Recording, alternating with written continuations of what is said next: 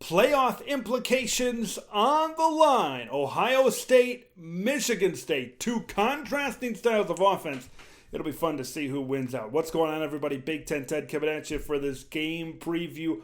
Buckeyes, Sparty. Okay, let's break this one down because it is very interesting. Two contrasting styles. Whose style on offense is going to win out against the opposing defense, which maybe isn't the best against the style of offense that the other is trying to put out there. Okay, first let's start with the Buckeyes. This is a team that wants to sling it. It's a team that wants to throw it around. They've got the best receiving core in college football. Fight me, right? Garrett Wilson, Chris Olave, Jackson Smith, Njigba, and others that are getting involved in that passing game. Right now, when CJ Stroud has a clean pocket, no one's stopping them. They're going for 300 yards and 3 scores every single time. Okay, and Michigan State is bad. Michigan State is, I said it in a previous video, their pass defense is a liability. It's going to cost them more stuff in the future. I'm not sure what it's going to cost them. Is it going to cost them a East Division title? Is it going to cost them a New Year's Six Bowl? I don't know what it's going to cost them, but it's going to cost them something. And maybe it already has with that loss to Purdue. Maybe it cost them a shot at getting in to the college football playoff. But here we are. Ohio State loves to sling it around. Michigan State is bad on defense. Now, pass defense. Now, there is one little caveat to this. Ohio State and Michigan State, these are the top 2 teams in the Big Ten in terms of getting after the quarterback and bringing him down for sacks. So that is one area where Michigan State needs to focus on this week. They need to get after C.J. Stroud. I saw it a lot watching the Nebraska-Ohio State game. Right, when Nebraska was able to get into the pocket and disrupt C.J., it got that whole offense out of rhythm. No, eventually the Ohio State offense was eventually to get back in rhythm, and they ended up winning the game. But when Nebraska was able to get in there, they forced a couple of C.J. Stroud interceptions, and it wasn't the same typical Ohio State juggernaut machine that you see chugging up and down the field. If Michigan State can get into the backfield and get C.J. to run around, they could force some mistakes. They could force the turnovers. In terms of slowing down this passing game, that might be what this Michigan State defense might want to focus on. Let's get after it. Let's send the house. Let's make this Ohio State offensive line, make the Ohio State pass protection beat you. Okay? So, that's what Michigan State has to do, and Ohio State, they want to throw this ball around the field. They want to spread it to all of their different wide receivers. Other side of the coin, Michigan State, they want to control the clock, time of possession. They've got a Heisman candidate there in the backfield in Kenneth Walker.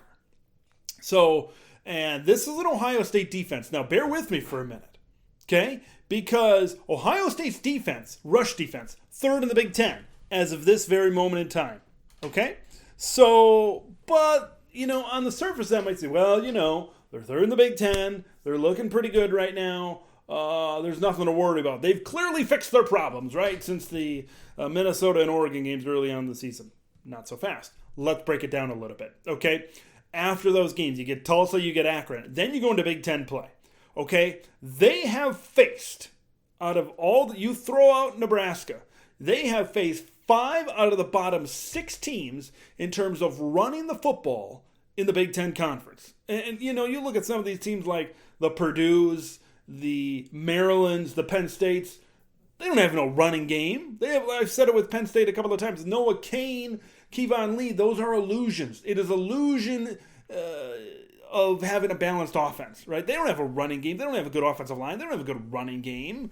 It's just an illusion to make it seem like there's somewhat of some type of balance on offense. So, you could argue they haven't, Nebraska is maybe the one outlier in that game. Nebraska, was top 5 in the Big Ten in terms of running the football. Ohio State was able to play pretty well against them. Nebraska didn't go off in that game in terms of having a huge day over 200 yards, that kind of thing.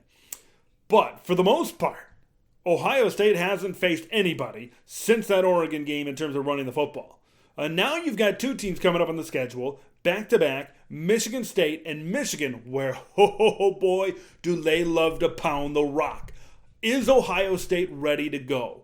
I said it in a previous video. Okay, there's a lot of games in the middle of the schedule for Ohio State. Your Rutgers, your Marylands, your Indianas, those types of teams where it was getting ready for the stretch run. And now you're here. You are here, and that rush defense has got to be ready to play. Because I believe if Michigan State can have a really good day, if Kenny Walker can have a day like he did against Michigan, this could be a difficult game for Ohio State. Because if they continue to run the ball, and take the hands out of that Ohio State offense, slow them down and get them out of rhythm.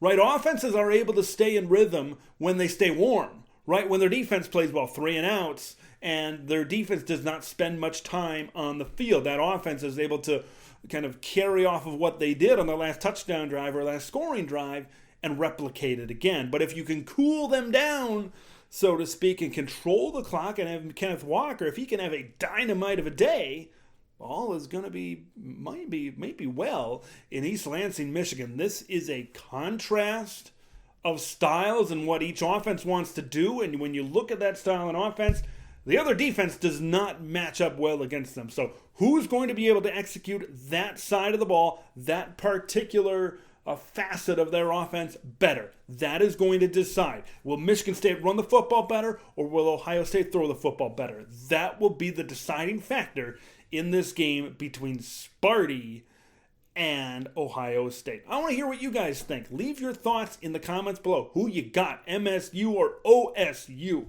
Make sure you subscribe to Big Ten 10. A lot of stuff coming on. We're getting out of the nitty-gritty here in the college football season. Leave your thoughts, comments below. Subscribe. I'm Big Ten 10. We'll see you in the next one.